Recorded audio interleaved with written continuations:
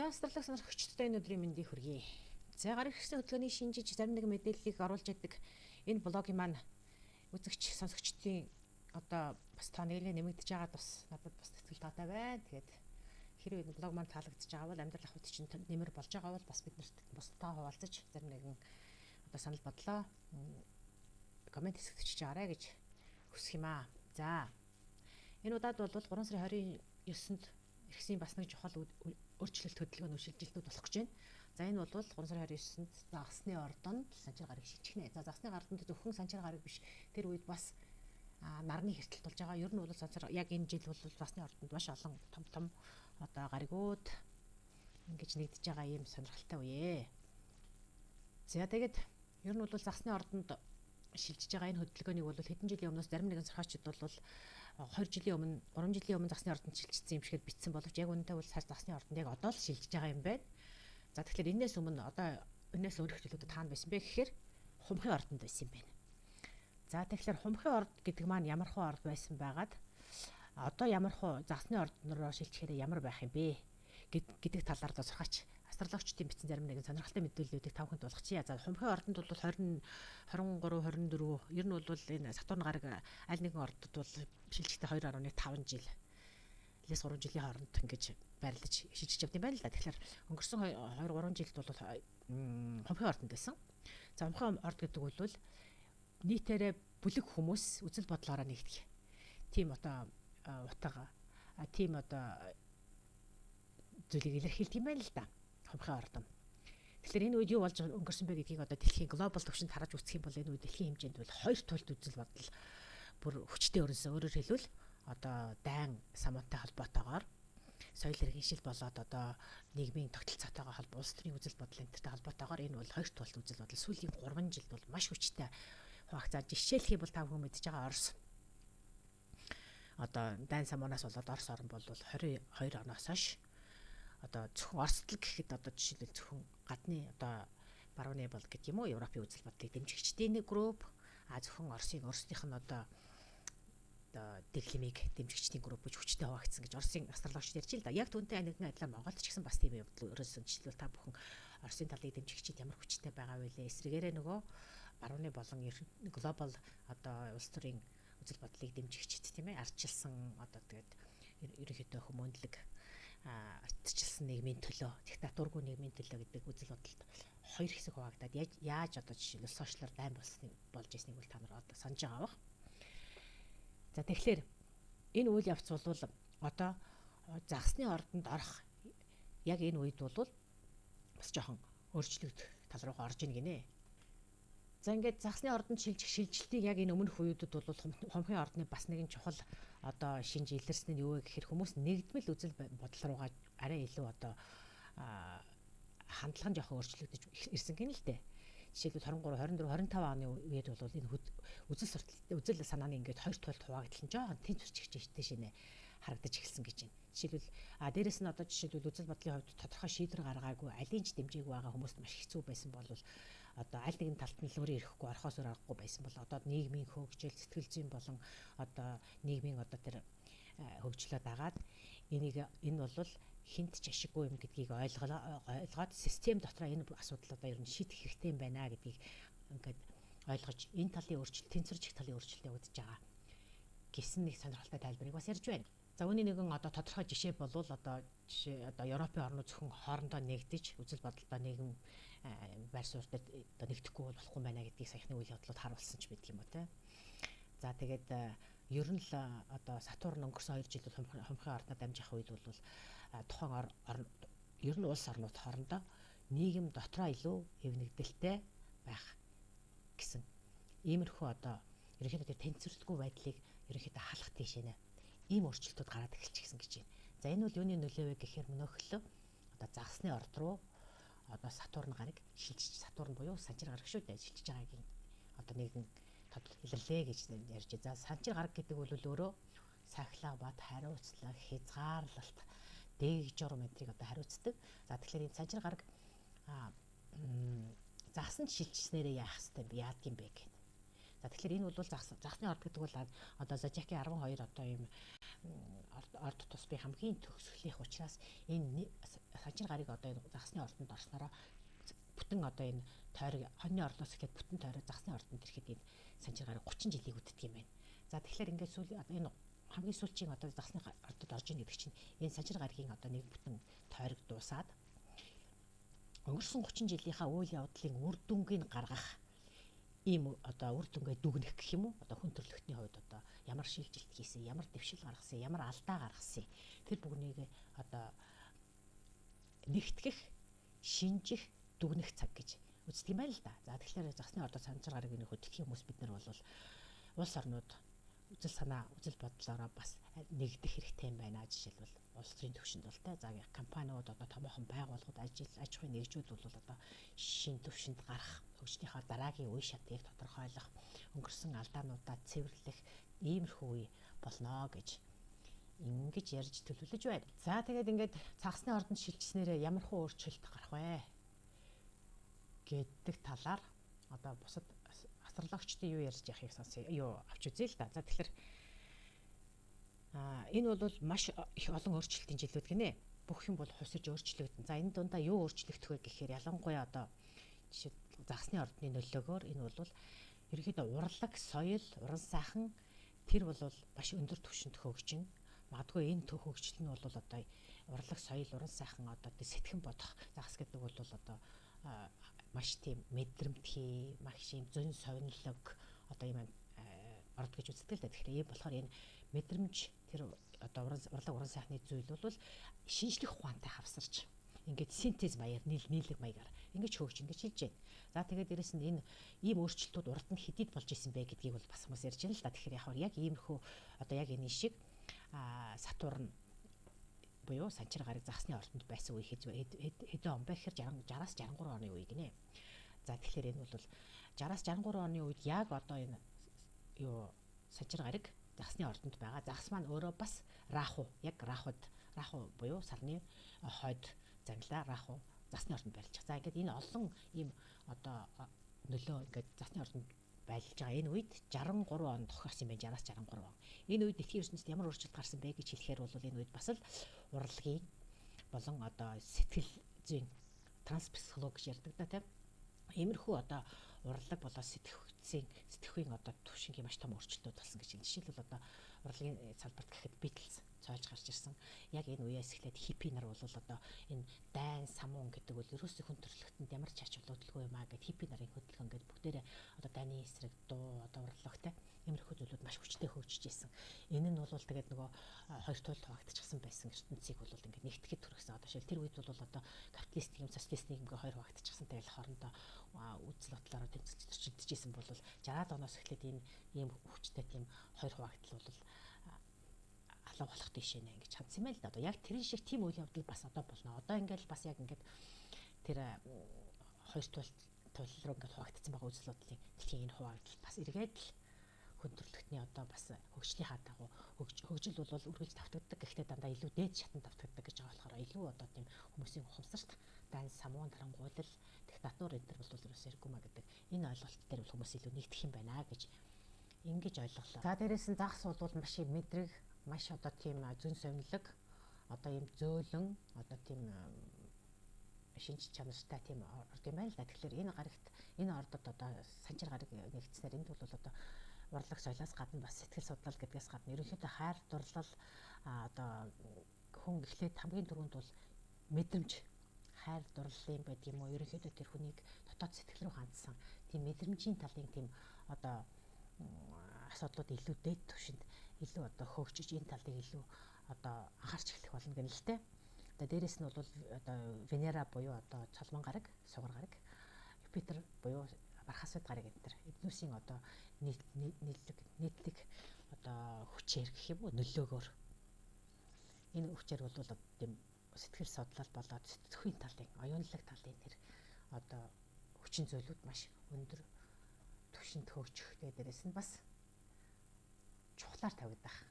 Тэр шинжлэх ухаантай холбогдсон судалгаа, шинжилгээ тэр бүхэн бол шинэ түвшинд марна гэсэн иймэрхүү төлөв байлуудыг хэлж байна. За ингээд 12 орд тус бүрд хэрхэн яаж нөлөөлөх вэ гэдгийг товч яриа явуучаа.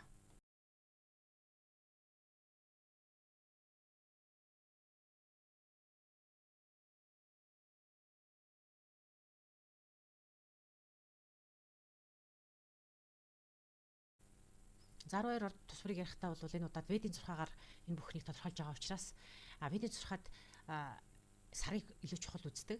Таны төрөх одоо тэр ордод чинь сар хаана байрлаж исэн бэ?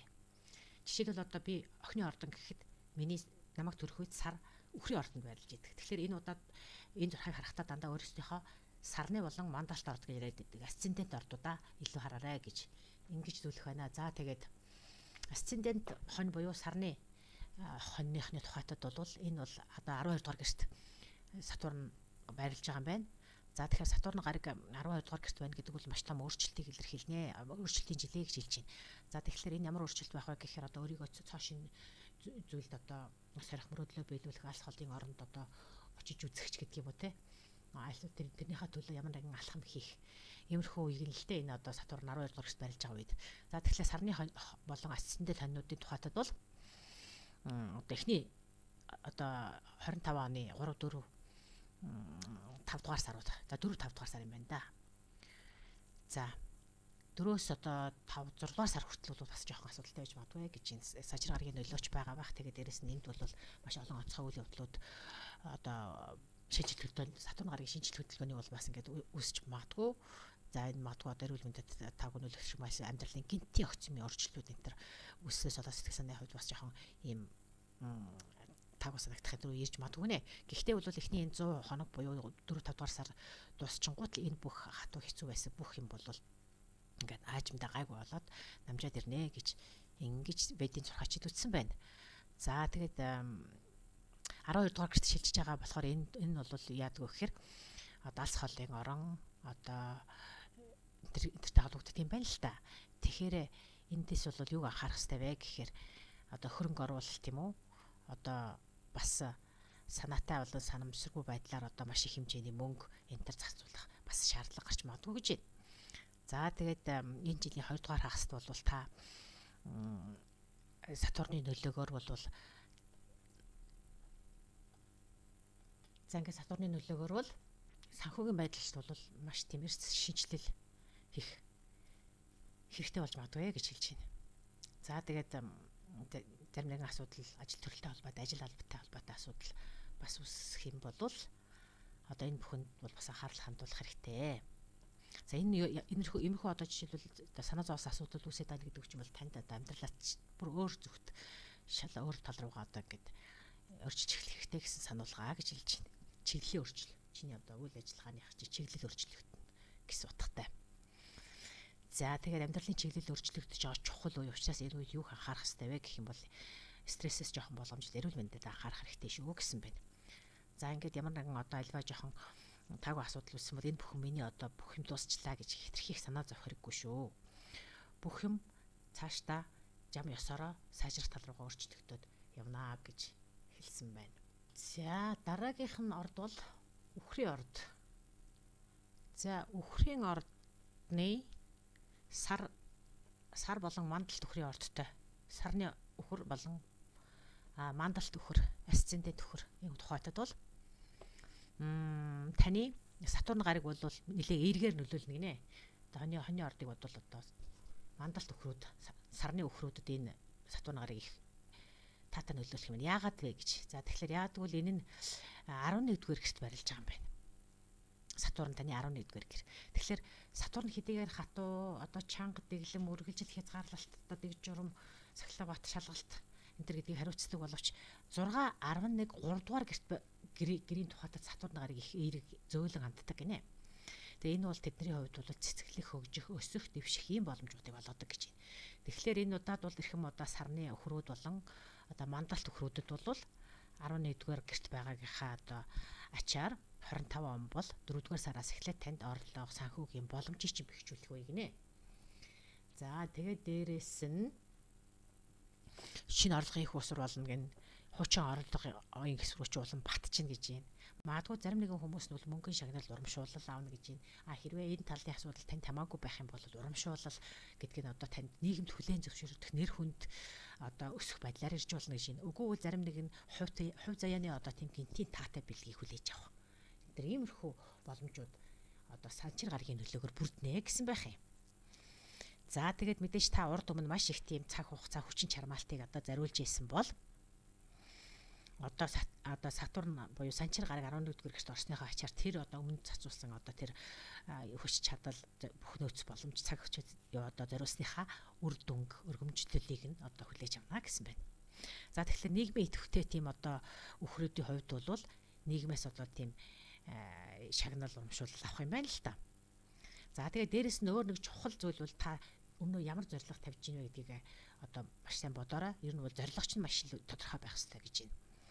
За ингээд зорилгоо маш сайн тодорхойсон хүмүүсийн хувьд бол одоо ирээдүйн стратеги төлөвлөгөөнийхөө дагуу үйлдэлээ хийж эхлэхэд маш сайн үе гинэ одоо Сатурн гарагийн нөлөөгөөр. Тийм ээ. За тэгэхээр ингээд энэ үйлдэлийг нэгэнт тавиад ингээд хийгээд эхэлчихсэн бол энэ одоо үр дүн чинь 26 27 он хүртэл өөрөөр хэлбэл одоо Сатурн буюу Санчир гараг 27 оны хүртэл одоо таны 11-р гэрт байх учраас тэр үеийн хүртэл бол одоо үр дүнгийн үзээд явнаа гэсэн байна.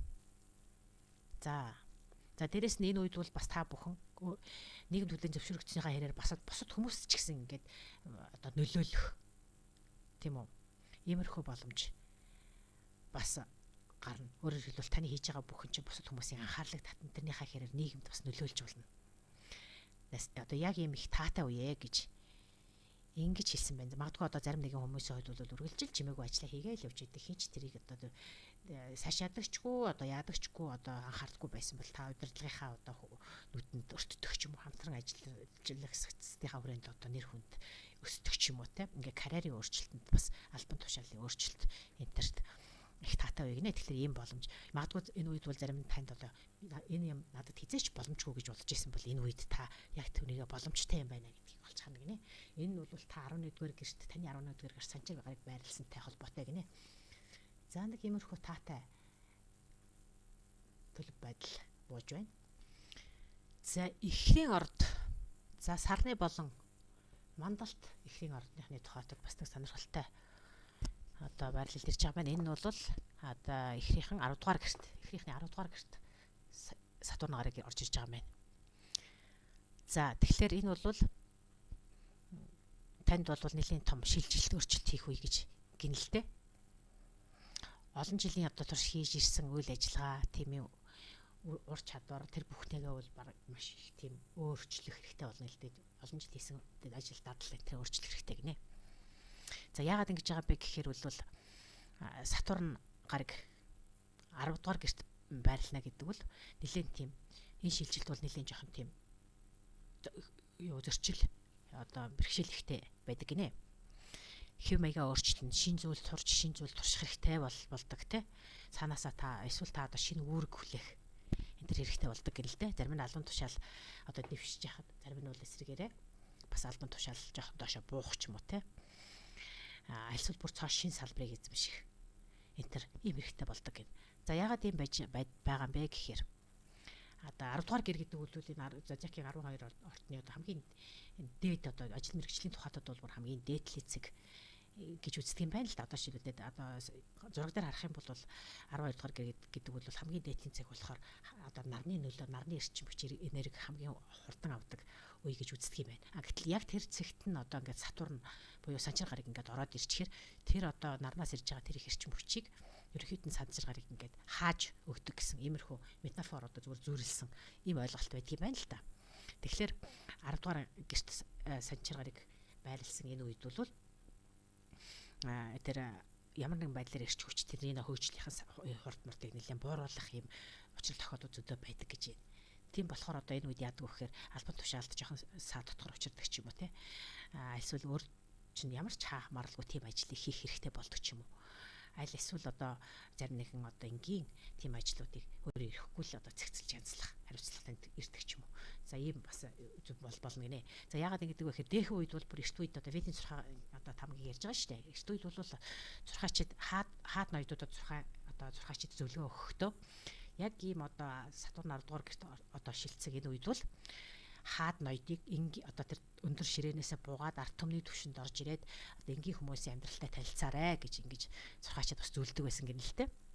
Тийм болохоор яг энэ одоо тэр зөвлөмжийн дагуу одоо 10 дугаар гэрт чинь одоо орцсон байгаа учраас чи хэрвээ та удирдах түвшинд ажилладаг, удирдах албан тушаалтай бол та энгийн хүмүүсийн түвшинд бууж ирээд тэдний хийж байгаа ажлыг харж тэднэртэй бас зэрэгцэж ингэж ажиллаарай гэсэн иймэрхүү зөвлөгөөг бас давхар өгч байгаа юм байна. Ямар нэгэн байдлаар одоо нэг хийж үзэх хэрэгтэй. Хэцүү байна уу? Ямар байна? Ямар зовлон тохиолдог гэдгийг тэдний төвшөнд бууж ирж үзэх хэрэгтэй шүү гэсэн ийм зөвлөмжийг өгт юм байна. За тэгээд магадгүй одоо зарим нэгэн хүмүүс бол маш тийм энгийн одоо тодорхой тийм нарийн мэрэгжил их шаардаагүй энгийн тийм ажлууд энэ хийх хэрэгтэй болж магадгүй гинэ. Энэ бол санчиргааны нөлөө гэж байна.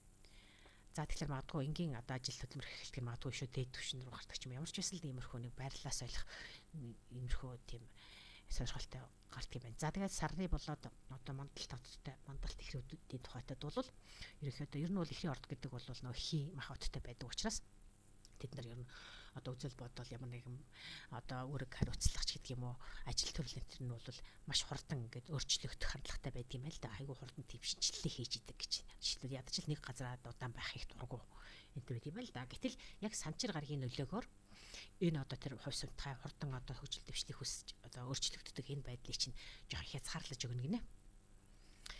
Тэгэхээр бол та одоо энэ 29-оос эхлээд одоо 27 оны хүртэл бол одоо хийх гэж байгаа ажлууд чинь танд жоохон тийм нэгэн хэвээ гуйтгах тантар санагдаж магадгүй гэж юм л та. Гэхдээ л энэ бол одоо таны хувьд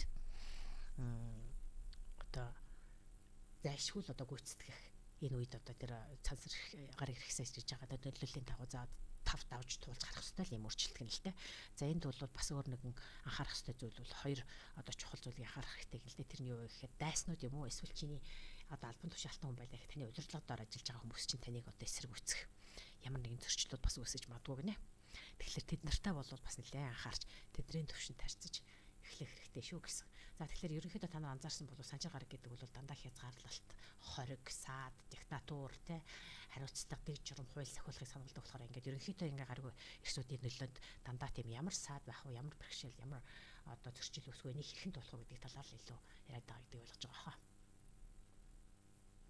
За мэлхийн ордны сард болон мандалт ард мэлхийнүүдэд бол Сатурн гараг 9-р гэрт нь орж ирж байгаа юм. Мандалт болон сарны орд мэлхийн ордныхын тухайд. За 9-р гэр гэдэг бол Ведийн зурхай ёсоор бол энэ эцэг багш буюу гүрүү ахмад хүмүүсийг бас илэрхийлдэг гэж үздэг юм байна л да. За тэгэхээр энэ үед бол ахмад хүмүүстэй анхаарах хэрэгтэй аав өөрийн ч одоо удирдагч багш альсвал гэр бүлд ч одоо шилбэл эмээ ээж энэ чинь голлох байр суурьтай байх юм бол одоо тэдэд илүү анхаарал хандуулах хэрэгтэй гэж ингэж үзэх хэрэгтэй юм байна. За тэгээд магадгүй энэ дундаас бас дээрээс нь ахмад хүмүүс гэхээр хамаатан төрөл төрөсний хин нэгэн таны амьдрал нөлөөтэй тэр нэгэн бас нэг хүчрхий байр суурьд байдаг хүн байж болно шүү дээ. Чухал байр суурийг эзэлдэг. Тэр хүний тухайд бол бас энэ үед одоо та анхаарахгүй бол эрүүл мэнд тэр хүний эрүүл мэндийн асуудалд бас асуудал үүсдэг ч юм уу те. За тэгээд дээрэс нь 9-р гэр гэдэг гэхээр одоо багш юм уу альсвал дээд одоо бас танд нөлөөтэй тийм албан тушаалтан тэднүүцтэй харилцах харилцаа. Эндэрт бас нэлийн анхаарах хэрэгтэй. Тэр харилцаанууд бас нэлээд суларч ирж магадгүй гэсэн мэт. Тэгтээ ялангуяа эрүүл мэнд талаас гэж шүү. За тэгэхээр энэ 9-р гэр ахмадууд дээд хөндлөж харилдаг тэр хүмүүстэй илүү анхаарах хэрэгтэй гэсэн байна. За дээрэс нь Сатурн болоод Сатурн буюу санчир гараг тэгээд дэс нь Кету, Раху энэ гэдэг гаригуудыг ер нь бол Ведийн зурхад нэлээд тийм таагүй нөлөө авчирдаг гараг гэж үздэг юм л да. Тэгээд тэд нь энэ гаригууд таны мандалт болон одоо сарны ордод чинь одоо байрлаж байгаа тохиолдолд удирдагч альсвал байр суурь, дэг байр суурь тэрт болж байгаа юм харилцаа хэцүү болж ирдэг гинэ. Харилцаа суларч ирдэг гэж хэлж байна. Тэгэхээр 9-р гэр гэдэг бол ерөнхийдөө нэг дээд одоо бас одоо боловсрол мэдлэг олоход дээд түвшин гэж үздэг. Гадаад орны одоо гадаад орн болоос гадаад түвшин төр гэж барууны зурхад бол үздэг л дээ. За тэгэхээр энэ талын асуудлуудад бас нэлээд анхаарах хэрэгтэй болох байхаа гэж. Тэгэхээр ерөнхийдөө энэ санчир буюу Сатурн, Кету энэ гарагийн нөлөөгөөр зарим нэгэн санал зөрөлдөө, удирдлагатайгаа холбоотой одоо зөрчил энэ төр гарч ирээд ингээд уламжлалт одоо зарим нэгэн одоо хөдөлдөг харилдаг байсан тэр харилцаанууд эргэлзээтэй болоход хүрнэ гэж бас үздэг юм байна.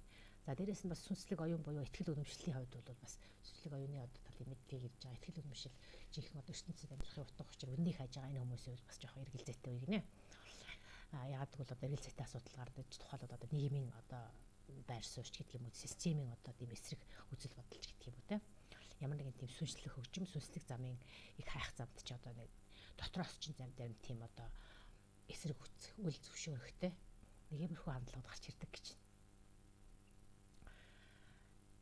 За тэгээд дээрэс нь удирдлагын одоо дээр түвшинд байгаа тийм хүмүүсийн хувьд бол одоо тийм өөрсдөөсөө бас дахиад дээшээ байгаа тэр байр суурьтай байгаа өндөр албан тушаалд байгаа хүмүүстэй холбоотой бас асуудал зөрчлүүд үүсэж магадгүй гинэ. За тэгээд 9-р гэрт Сатурны нөлөөгөөр бол одоо ямар нэгэн дээшээний хандсан дээд албан тушаал, дээд удирдлага, багш гүрүү тийм хүмүүстэй хамтлан одоо энэ зөрчилтэй холбоотой, эрсдэл төвчлөлтэй холбоотой асуудлыг бол бас нэлээд зөв талаас нь ойлгож шийдэх хэрэгтэй гэж.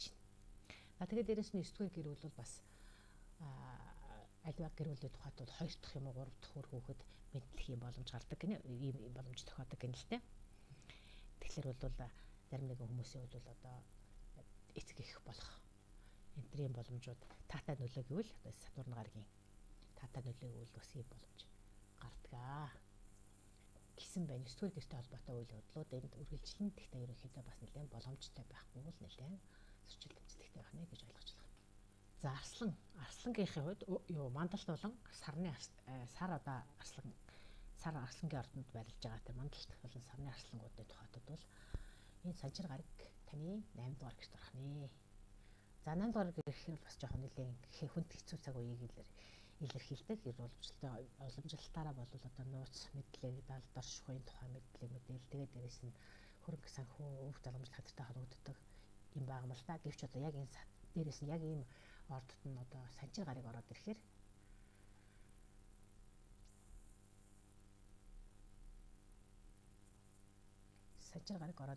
бол ер нь мөн чанараараа нэлээд тийм цаашаа хөгжлөх урагшлахад маш тийм саад ихтэй ажиллах амьдралын ердийн өдөр тутмын зохион байгуулагдсан тэр нэг стратегиуд өөрчлөгдөөд маш хүчтэй тийм өөрчлөлтүүд орж ирдэг гинэ.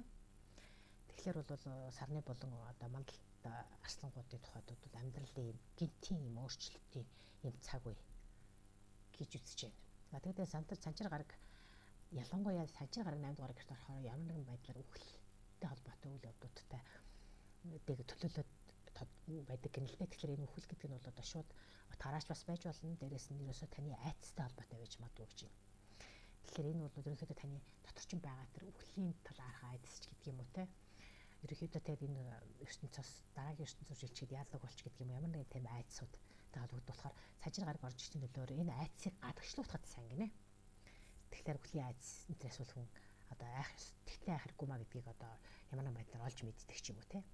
Тэгэхээр яг энэ одоо шилжилтийнх нь үед бол зарим нэг нь одоо шилбэл ямар нэгэн байдлаар үхэлтэй үхлийн нэрхтэй юм нүүр тулна гэдэг нь одоо шилбэл тэжээдэг амтан таны хайртай тэжээдэг амтан шиг гэдэг хөх ч юм уу те. Хамаатнаас адны хин нэг хүн одоо нас барах ч юм уу те. Альсад гудамжинд одоо зөрчил тэмцлээс болж одоо нас барж байгаа хүнийг харах ч юм уу. Энэ байдлаасаа болоод Сатурн гарагийн нөлөөгөөр үхэл гэдэг чинь ямар учиртай юм бэ гэдэг тийм ухаарлыг маш хүчтэй олж авдаг гэнэ л дээ. Тэгэхээр яг энэ үеэс эхлээд бол та нар яадаг вэ гэхээр одоо ялангуяа сарны болоод мандалт ордыг арслангуудын тухайд бол энэ бол байнгын биш юм. Хүний оршихуйтай үл энэ байнга л холбогдож байдаг юм а гэдгийг ухаардаг гэнэ л дээ.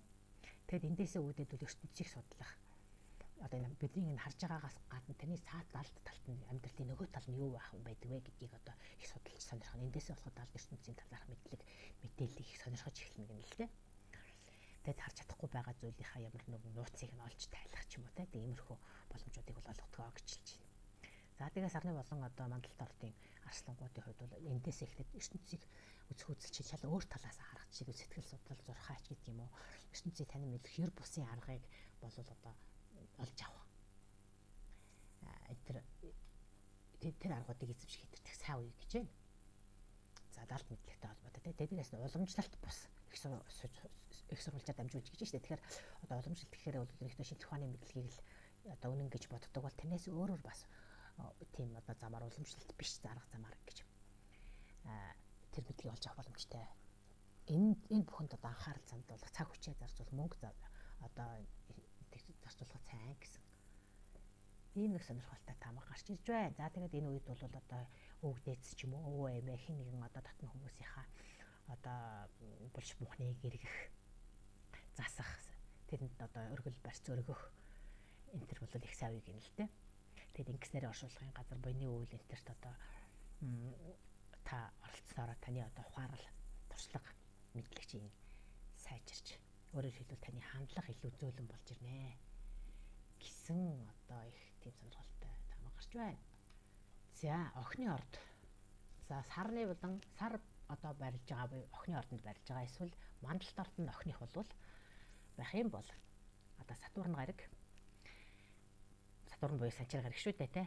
Таны 7 дугаар гэрт барилж эхэлж байгаа гинэ. За 7 дугаар гэр санчир гарагийн нөлөөгөөр бол таны гэрлэлт болоод одоо партнер харилцаа ялангуяа гэрлэлтэнд ил очвол гэрлэлтийн харилцааны чинь бат бэх гэдгийг нэг шалгах үе гинэ. Ерөнхийдөө бол одоо гэрлэлтийн харилцаанд бүх юм хэвэн байсан бол одоо заавал тэнд зарим нэгэн өөрчлөлт шийдэлтүүдийг шаардах хэрэгтэй болж байна харилцаан дээр. За тэгэхээр иймэрхүү шийдэлт өөрчлөлтүүд бол ямар ч одоо үед жоохон тийм амар байдгүй. Тэгэхээр энэ бүхэд бэлтгэлтэй байгаарай гэж хэлж байна. За тэгээд одоо гэрлсэн хосууд болоод одоо хамтран амьдрагчдын тухайд бол зарим нэгэн зүйлийг шин талаас нь харахын тулд энэ талаарх одоо харилцааны зүгээс өөрчлөлт хийх зарим нэгэн сонголтуудыг бие биендээ тавих гэдэг юм үеиг нь л дээ. Одоо энэ хэвээр үргэлжлүүлэх үү цаашаа одоо үгүй юу? Эсвэл арай өөр төвшөнд харилцаа мөр гарах уу үгүй юу гэдэг дээр асуудал шийддэг ч юм уу тийм. За иймэрхүү үе бол тохино гэж байна. За тэгээд зарим нэг нь одоо жишээлбэл нэг бүсэн одоо тэр гэрлэлт болон одоо хамтын харилцаагаа таслах энэ нь бол бас тийм бүр хувь тавилан оронгоор илчиж байгаа асуудал бас биш. Тэгэхээр энийг бол шийдлэхийн үйл явцыг бол ямагт одоо эрмэлзэж засаж сайжруулах талаар нэг харах хэрэгтэй гэсэн байна. За тэгээд одоо зарим нэг хүмүүсийн тухайд за тийм амар хүчтэй тийм хэцүү хүнд шилжилт болдгоо юм а гэхэд одоо хин одоо нэг хүн одоо хамт амьдардаг юм уу хань жил одоо хамтын одоо хүмүүс одоо ойрын хүмүүс чинь аль нэг өөр хотод ажиллах өөр газар амьдрах бие биенээсээ хол амьдрах энэ төр бол бас ийм одоо учрал тохиолдол энэ Сатурны нөлөөгөөр гарч ирж магадгүй гинэ. За энээсээ болоод одоо гэр бүлдээ сүлэх ачаалал үүрэг даалгавар хариуцлагч нэг хүн дээр илүү их одоо ачаалал өгөх.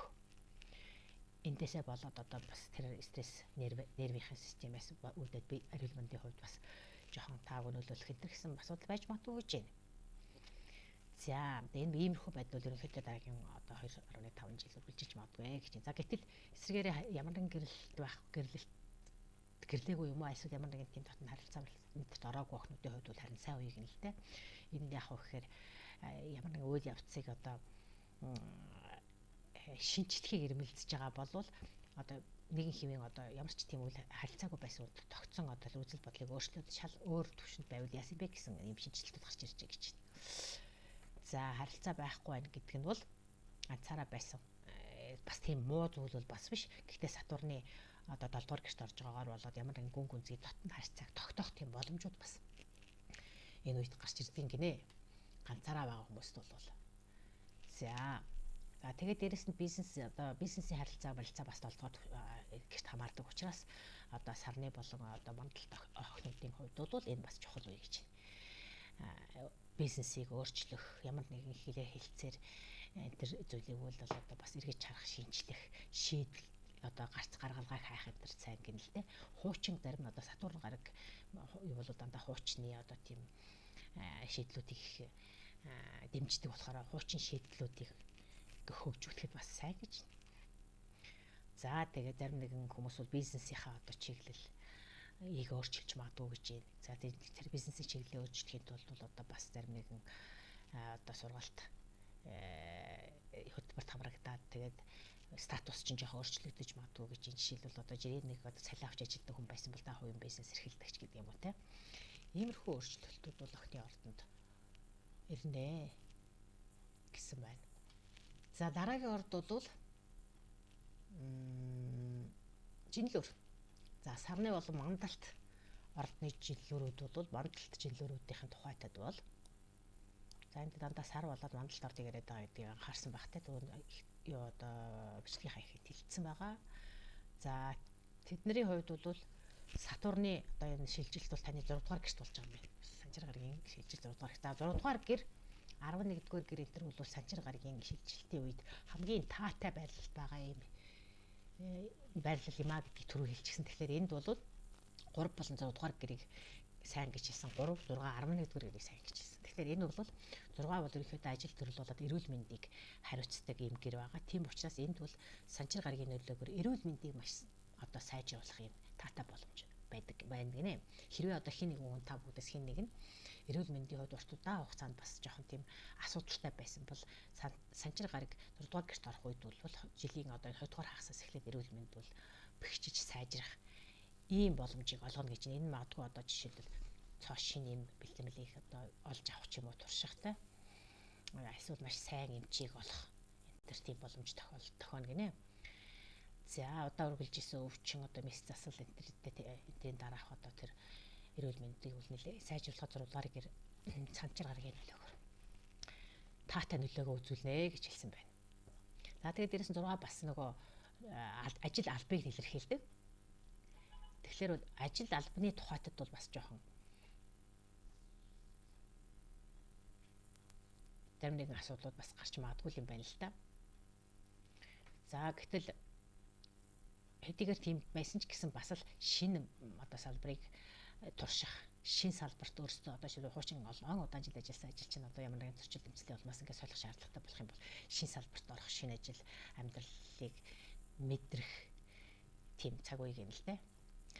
За тэгээд ерөнхийдөө бол төрийн албан хаагчид ялангуяа энэ ажил албыг ингээд 6 дугаар гэр хариуцдаг учраас төрийн албан хаагч нар эмч, цагдаа, хууль хүчний байгууллагын энтерт ялангуяа их сайн үе гэж яг бол санчир гарагч өөрөө хууль хүчний байгууллага болоод тийм дандаа тийм одоо сахилга журмыг энтер хариуцдаг тийм гараг шүү дээ. Тийм болохоор тэдгээр хүмүүс тэр нь тэгээд 6 дугаар гэрт байж байгаа учраас 6 дугаар гэрт байлж байгаа учраас энэ их сайн гэж үзэж байна. За тэгээд дээрэс нь хин нэгэн хүн одоо жишээлбэл энэ оны 2 дугаар хагаст одоо сар болон одоо мандалт жинлэрүүдийн хувьд шүүх одоо маргаан мэтгэлцээ тэмцэл энэ төр байсан бол тийм холбоотой асуудал байсан бол энэ 2 дугаар хагаст илүү сайн шийдэгдэнэ гинэ. Таны талд шийдэгдэнэ гэж байна. За тэгэхээр бол энэ гэхдээ одоо энэ нь бол тухайн дараа одоо тэмцэж байгаа, шүүгдэж байгаа хүний одоо бас юунаас намар нэгний одоо төрсөн одоо тэр зурхаан ордод сар хаана байгаа вэ гэдгээс бас хамаарад Сатурн гарыг одоо таны 6 дугаар гэрт байгаа болохоор тэрнтэй бас их хамаатай гэсэн. Шууд одоо бүх юм сайн болчихно гэж бас хэлэхгүй шүү дээ. Тэр нөгөө одоо заргалдагчийн чи нөгөө талын хүний чинь одоо сарны байрлал юм байгаа гэдгээс шалтгаалаад хин ялах вэ гэдгийг бас ингээд урдчлаад таамаглчих болноо гэсэн байна. Нэг иймэрхүү сонирхолтой таамгийг жилийн ордонд бууж байна да. Одоо ерөнхийдөө жилийн ордон бол 6 дугаар гэр учраас Сатурн 6 дугаар гэрт сайн таатай нөлөөтэй гэж ингэж ütсэн байна. За дараагийн хилэнцгийн орднууд ялангуяа мандалт болон сарны хилэнцгийн сар хилэнцгийн ордонд байрлаж байгаа тэр хүмүүсийн тухайд гэсэн үг. За энэ бол Сатурн гараг та бүгдийн 5 дугаар гэрт байрлаж байна. 5 дугаар гэр гэдэг бол хайр дурлал үр хөвгөд таныг дагалдагчид. За таны хийх дуртай ажил хөдөлмөрийг илэрхийлдэг бол Сатурн гарагийн нөлөөгөөр энэ харилцаа нэлээд өөрчлөгдөнө гэнэ л дээ.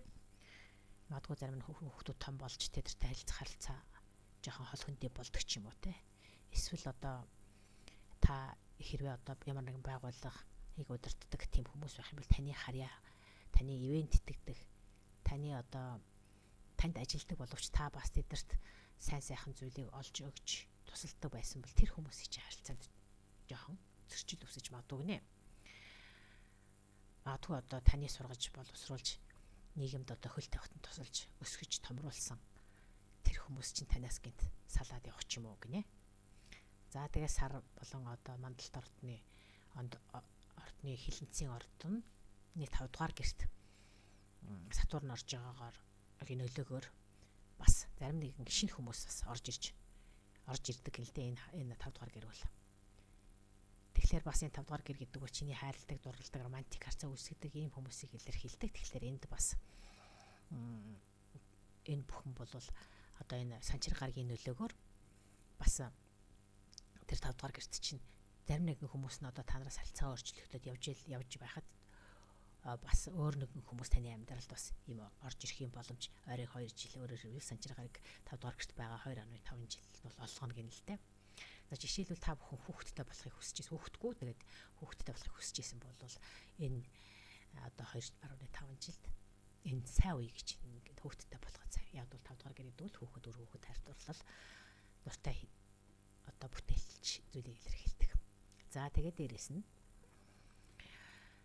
За дээрэс нь за 5 дугаар гэр бас хөрөнгө оруулалтаас хүлээх алдагдлыг бас илэрхийлдэг гэж юм шүү. Тэгэхээр энд бол нөгөө санчир гарагч өөрөө таг нөлөөтэй гараг дээрээс нь раху кету энэ энэ нөлөөгөөр энэ үед бол одоо ирээдүйд одоо бас одоо болох үйл явдал ялангуяа хөрөнгө санхүүтэй холбоотой зүйл явдалд бол жоохон анхааралтай хандаарай гэж байна. За тэгээд эндээс одоо асуудлыг одоо хаана алдагдал хүлээж болох вэ, хаана ашиг олж болох вэ гэдэг зөв тооцоолж сайн төлөвлөгөө стратеги боловсруулахын боломжийг санчир гараг олгох юм байна. Яагаад бол хариуцлага, сахилга, бат дэг журмыг илэрхийлдэг болохоор. За тэгээд дээрэс нь 5 дугаар гэр гэдэг романтик харилцаантыг одоо илэрхийлдэг юм болохоор та хэрвээ одоо яг энэ 5 дугаар гэрт чинь раху, кету, сатурн тэр байрлаж байгаа болохоор та өөрийнхөө мөнгийг бас хэтэрхий романтик сэтгэлээр хэтэрхий гинэн хандаж хэнийг хүнд өгч тэгээд алдчих итгэхээсээ болоод алдах юм боломж байх вэ гэж бас сануулж байна. За өөр бас нэг сонирхолтой зүйл нь бол за 5 дугаар гэр гэдэг бол бодит байдлыг жоохон тийм романтикаар хардаг. Тэр одоо бодит байдлыг одоо үнэн одоо зөв дүгнэх тэр чадвар нь Сатурны нөлөөгөөр буурчдаг гэнэ л те.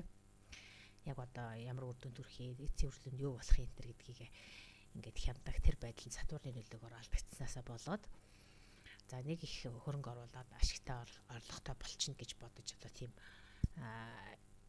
их хөнгөн хийсвэр хандвал өөрийнхөө одоо хувь заяагаар тоглолцохыг гэсэн. Нэг юм хэлж байна романтик харилцаанд та одоо шийдвэрлэх хэрэг юм мөнгө төлөх хэрэггүй л гэсэн үг. За тэгээд дээрээс нь 5 дугаар гэрт бас Сатурн гараг орж иж байгаа нөлөөлөгөөр хайр дурлалын болон тийм дотн харьцаа жоохон тийм хөрөлт жоохон тийм хөрөх байдалд ордог юм л те. Тийм болохоор одоо хайр дурлалын тухай одоо зүйл мэдрэмжийг бол арай өөр төвшөнд түлээж авч өөр талаас нь хардаг болж эхэлнэ гэнэ л те. Энэ нь магадгүй зарим нэг хүнд бол маш тийм хувь цааны шин сорилт болж харагдана. Гэнэ л те. Жишээлбэл шинэ хэлбэрээр өөрийгөө мэднэ. Одоо өөрийнхөө үргэлж романтикаар төсөлж исэн юмыг өөр талаас нь хараад эхэлнэ гэдэг чинь чи өөр бас нэг өөр шинэ мэдрэмжийг өөр дээрээ сорж туршиж байна гэсэн үг гэж ингэж үзэж байна. За тэгээд зарим нэгэн хүний тухайлд бол гэрлэлтийнхаа харилцааг ингээд шинэ одоо систем гэдэг юм уу? Өөр байр сууриас одоо зохицуулах өөр одоо суурь үндэс суурийг гэлтэй харьцаан дээрх тэр харилцааны суурийг арай өөрчлөх энтерт бас боломжтой үе гэсэн байна. Ингэж одоо чадах юм бол Сатурны нөлөөгөөр энэ одоо хин нэгэнд хайрлах, дурлах, хин нэгнээ хамааралтай байх, хин нэг үүнд одоо юм талархах ч гэдэг юм уу? Ийм мэдрэмжүүд бол нэлээд тийм өөр төвшөнд гарна гэсэн нэг юм сонирхолтой таамаг гарч байна. За дараагийн орд ном. За сарны болон мандалт номын ордныхны тухайтад бол Сатурн таны 4-р гэрт байрлаж байгаа юм байна. За 4-р гэр гэдэг бол амьдарч буй газар, орон, байр, гэр орон, ээж энтрийг илэрхийлдэг. За тэгэхээр яг энэ Сатурны төлөөгөөр бол та амьдарч байгаа газраа өөрчлөхийг хүснэ гэнэ л дээ. Шинэ газар нүүх энтер тийм тодорхой төлөвлөгөө гаргаад энэ бүхэнд нь Сатурн гараг нөлөөлөх юм байна. За ингэж нөлөөлж Сатурн гарагийн нөлөөгөөр ингээд орон сууц нүүдэл судал хийх, орон сууцаа өргөжүүлэх, хөдөлж явах барилга, засвар хийх энтер гэж ийм нөлөө үзүүлж байгаа болвол энэ дандаа танд сэтгэл зүйн хувьд бас жоохон тийм дарамт ачаал үүсгэж магадгүй гэнэ л дээ. Гэхдээ ингээд нөхцөл байдал цаг хугацааны явцад ингээд харахаараа энэ үйлдэл танд зөв юм аа гэдэг утгагүй ойлгогдно гинэ. За тэгээд 4-р гэрт санчир гараг байгаагийн нөлөөгөөр сэтгэл харамжгүй тийм жоохон сэтгэл дундуур байх тийм нөхцөл байдлууд нэлээ үүснэ гэнэ л дээ. За ингээд аливаа асуудал жоохон сэтгэл дундуур ингээд байгаа нь бол одоо магадгүй таныг өөрөө ирэхгүй стресслүүлээд өөнийхөө үднээс одоо сэтгэл зүйн хэмжээд хандчих гэдэг юм уу те. Ингээд дотоод ертөнцийн болж байгаа тэр нэг зөрчил тэмцлүүдийг одоо яаж одоо зохицуулах тухайгаа тэр мэдэхгүй байгаа. Энэ нь одоо таныг бол илүү та үгүй байдалд тэр оруулж магадгүй гэнэ л те. Тэгээд энээсээ үүдээд та магадгүй одоо эннийхээ асуудлыг олох гэж сэтгэл зүйч ч юм уу одоо сэтгэл заслын ямар нэгэн зүйлд ингээд очисноор та цоо шин мэдрэмж одоо энэ асуудлыг шийдэх зарим нэг шин туршлагыг олж авнаа гэсэн байна. За тэгээд өөр нэг зүйл бол дөрөвдүгээр гэр бол өрийн гэр орон, ээжийн гэр орон гэж хэлсэн шүү дээ. Тэгэхээр бас дээрэс нь ээж болон хамаатан садан нэг талыг эмэгтэй хүмүүсээр дамжуулан бас нэг таны амьдрал зарим нэгэн сорилтууд үүсч магадгүй л дээ. Магадгүй одоо зарим нь тэр хамаатан садан ээж зарим нэгэн хүмүүсийн эрүүл мэндийн асуудал нь таагүй тийшээ хандаад тэрэнд та туслах хэрэгтэй болдог ч юм уу. Эсвэл нүүдэл судал хийх заслаг байшин сав өмчөрөнгө одоо засвар хийх ч гэдэг юм уу. Ингээд танд үргэлжийн одоо тийм завгүй байдлыг үүсгэж магадгүй гэлээ. Тэдэрт өөрөө ирэхгүй туслах хэрэгтэй болж магадгүй гэнэ. Тэгээ ингээд эмхүү одоо гэр орон ээж одоо өөрийн төрөл төрөсөд хамаатнуудтай холбоотой зүйл тусалж явах нь таныг одоо өөрийнхөө ажил буюу 10 дугаар гэртэй холбоотой ажил төрөл дэч асуудал бас зөрчил үүсгэж магадгүй.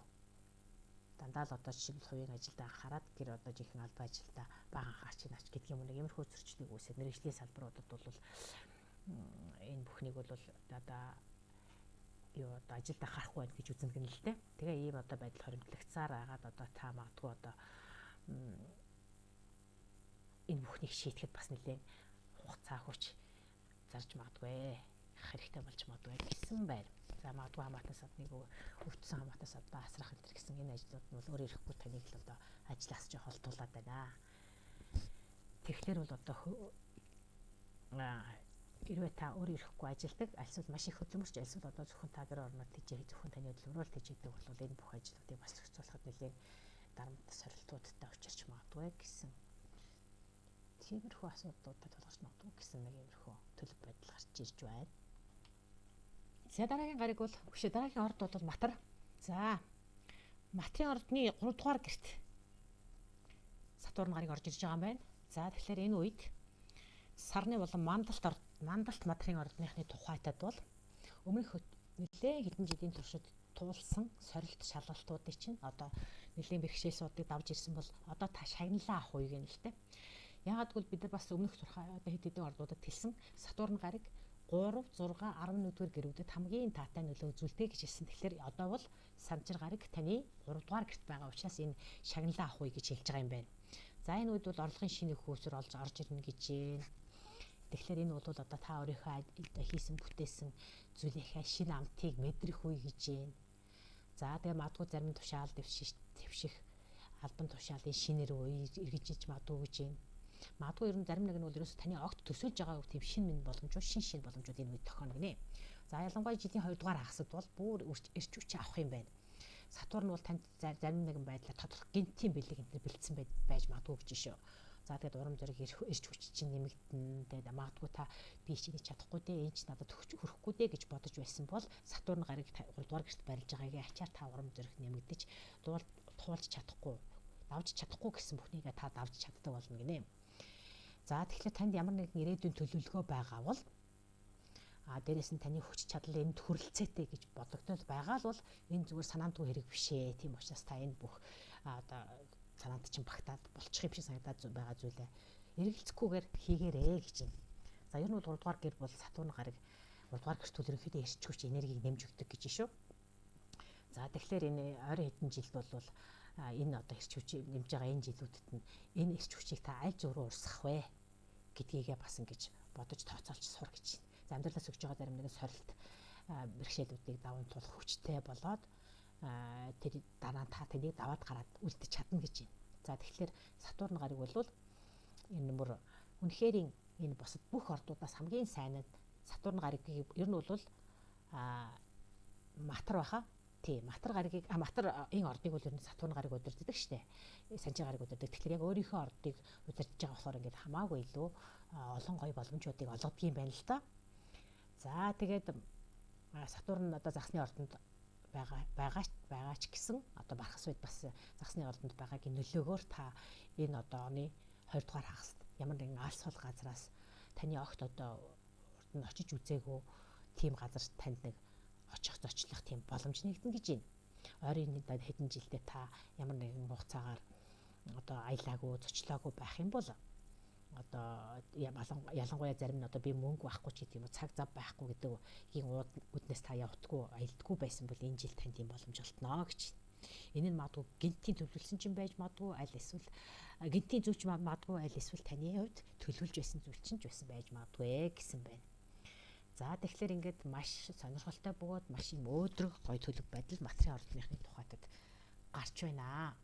За дараагийн орд бол хумхын орд. За хумхын ордноос дөнгөж саяхан гараад одоо загасны ордонд шилжиж байгаа шүү дээ энэ Сатурн гарыг. За тэгэхээр загасны ордонд Сатурн гарыг шилжиж ийн гэдэг бол хумхын ордны хувьд Сатурн 2 дугаар гэрлээ орж ийнэ гэсэн үг. За тэгэхээр энэ бол мөн л нөгөө сарны болон мандалт хумхын орднууд.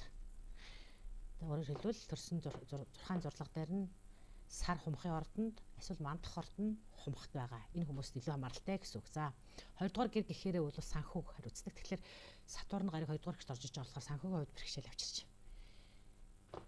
магадгүй гэсэн байна. За тэгэхээр энэ үнээс үүдээд одоо Сатурн гарыг 2 дугаар гэрт орж иж байгаатай үүдэлтэй дөнгөж орж иж байгаа шүү дээ. Нэгээсээ одоо шууд одоо 2 руу орж эхэлж байгаа гэсэн үг. За тэгэхээр энд бол энэ 2 дугаар гэр гэдэг бол мөнгө төгрөг таны хуримтлуулж хураасан баялаг гэж хэлж байгаа юм. Тэгэхээр та бол энэ үед хад халамжаа шинжлэх. Магадгүй оронд нь одоо илүү сайн одоо халамж өөр одоо илүү сайн газар хазгамжаа байрлуулахыг хүсэх ч юм уу те. За тодорхой зарим нэгэн одоо хэмжээний хөрөнгө одоо санхүүг сайжруулахын тулд дахиад тодорхой хэмжээний мөнгө дахиж гаргах шаардлагатай болдог ч юм уу. Иймэрхүү цаг үе ирж байгаа учраас энэ бүхэн ойрын 2.5 жил бэлэн байгаарэ гэж. За тэгээд сар болоод сарны болоод мандалт хумхийнхны тухайтад бол эцэг эхийн чин гэр бол болоод одоо тэр хүмүүстэй холбоотой бас нэгэн асуудлууд бас үүсч магадгүй л дээ. Эцэг эхийн нэг нь өвддөг ч юм уу, эсвэл заавал нэг анхаарал халамжлал шаардах хэрэгтэй болж магадгүй гэж байна. За үүнийг туулахын тулд та туслах хэрэгтэй. Тэдний эрүүл мэндийн асуудлыг шийдвэрлэхэд бол туслах хэрэгтэй гэж байна. За хэрвээ одоо тэгээд сарны одоо хумхууд байх юм бол те 2 дугаар гэрт чинь Сатурн байгаагийн нөлөөгөөр та эцэг эхтэй одоо халамж үзүүлэх нь зайлшгүй гэнэ л те. Дээрээс нь энэ бол бас тэр Сатурны 2 дугаар гэрт үзүүлэх таагүй нөлөөг бас бууруулдаг. Өөр энэ таагүй нөлөөг бууруулах өөр нэг зүйл бол хин нэг хүн танд өгөх, хин нэг дэмжих, гудамжны муурыг хооллох, эсвэл гудамжинд байгаа хүмүүсийг одоо хооллох. Энэ төр бол тэднийг дэмжиж өгөх юм бол энэ 2 дугаар гэр та 2 дугаар гэрийн гэрт үзүүлэх Сатурны нөлөөгийг санчир гарагийн нөлөөг зөөлрүүлдэг гэж шүү.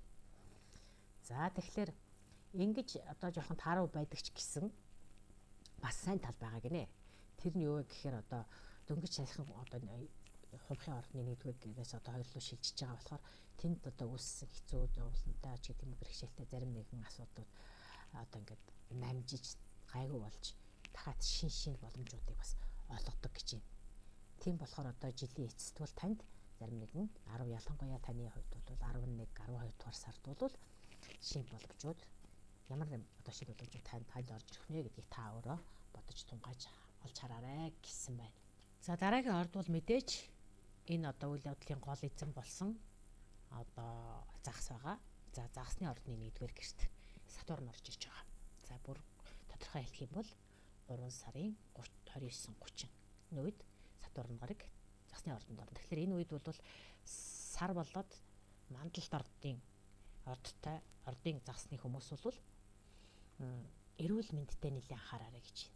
За энэ яг энэ Сатурн гараг энэ одоо таны ордод орж ирсэнтэй холбоотой дархлаа буурдаг, стрессийн түвшин нэмэгддэг, бие махбод эндээс болоод нэлээд хуурал тодорхой стрессийн тэмцэм сигналуудыг өгдөг юм л дээ. За тэгээд дээрэс нь одоо Сатурн гараг таны 1-р гэрт орж ирчээд байж хад яг энэ үед нь бол бас 3 дугаар сарын 30-нд Раху бас таны 1-р гэрт орж ирж байгаа юм байна. Ялангуяа 3 сарын 30-наас 5 сарын 19-ний хооронд таны 1-р гэрт Раху бас орж ирж. Тэгэхээр Раху Сатурн 2 нэгднэ гэдэг бол аль нь жоохон тийм цөрөг нөлөөтэй гараг таны ордонд дэгдэж байгаа. За тэгээд дээрэс нь энэ 29-нд бас нар хэртэж байгаа. Энэ нар хэртэлт бол Раху Сатурн тэртээ нэрж байгаа болохоор энэ нөлөөнүүд бол илүү хүчтэй мэдрэгдэнэ л гэсэн. За тэгэхээр эрүүл мэндийн онцгой анхаараарай гэсэн байна. Тэгээд энэ үед бол тийм эрсдэлтэй алхам хийхгүй эрсдэлтэй тийм спортоор бас хичээллэхээс боломжтой гэсэн бай. За бэртлэгийн төлөх магадлал бол өндөр шүү гэсэн байна. За тэгээд дээрэс нөөр таны анхааралтай бол энэ үед маш их унтах. Аль болохоор их унтаж, арай болохоор ачааллаа багасгаж бага ажиллах. Дотоод оршихуй руугаа илүү анхаарал тавих, хит ачааллаас өөрийгөө сэргийлэх нь бол онцгой хамгийн чухал зүйл гэсэн байна. За 3 сарын 30-наас 5 сарын 19-ний хооронд бол ялангуяа стрессийн концентрац буюу те тэр нэгдэл нь маш өндөр байгаа шүү гэдгийг дахин онцолж хэлсэн байна шүү. За ингээд өөрийгөө биеийг мэдэр, өөрийгөө чагна. Би эргэтэн чинь ямар дохио өгөөд байна вэ гэдгийг хараа. За ямар нэгэн зүйлийг дуусгах гэж хит их чармайлт гаргах. Энэ төр бол маш хэцүү шүү. Тэгэхээр аль болохоор хойштол 6 сар хүртэл хойштолж байгаа. Биеийн эрч хүчийг хуримтлуулаад аваа энэ үед гэж хэлж байна.